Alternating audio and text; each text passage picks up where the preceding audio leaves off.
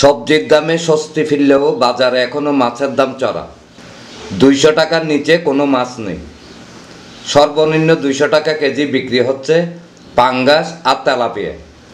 বুধবার চট্টগ্রাম নগরীর অক্সিজেন কাঁচা বাজার ঘুরে এ চিত্র দেখা গেছে।